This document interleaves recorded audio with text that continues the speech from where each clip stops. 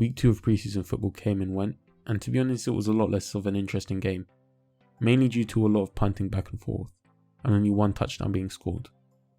We saw Stafford play 3 drives, which was great. He dropped a really nice ball into Marvin Jones's hands on a fade route in the end zone, but aside from that not much happened. At the very least the punters and kickers got a lot of practice. Positives. Hey, that's pretty good. That's pretty good. The starting defense showed it was the same defense that showed up last week. Not allowing a single touchdown is a flawless performance. You can't really ask a defense to do more than that. As for plays that stood out, obviously there was sacks from both Hakeem Spence and Cornelius Washington. I think Spence's sack was definitely better just because, in Washington's case, someone forgot to block him. A defensive end in a 4-3 defense, which is a bit absurd. It's almost always the same guys rushing every play, so I don't know how you manage that even with a blitz. Also, there was a really nice play by Jalen Reeves-Maybin, where he sniffed out a screen immediately and was there as soon as the ball got to the running back. And he got an easy tackle for loss, just showing off his speed and awareness.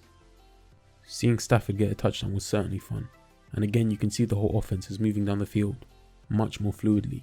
They seem less like the stagnant and robotic offense we saw last year. Negatives.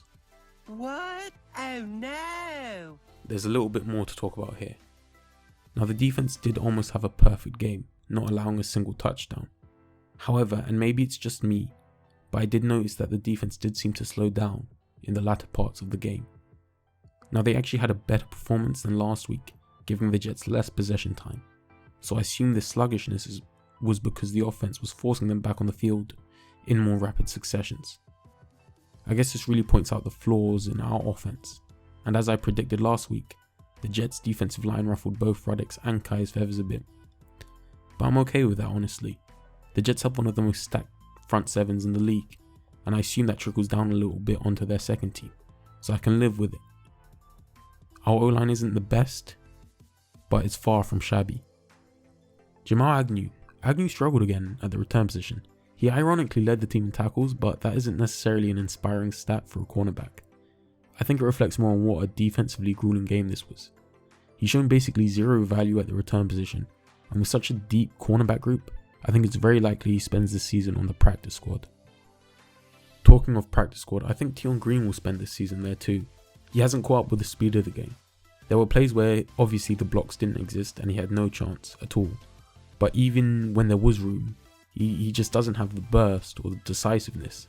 He had one good run this game for a first down, but that was it.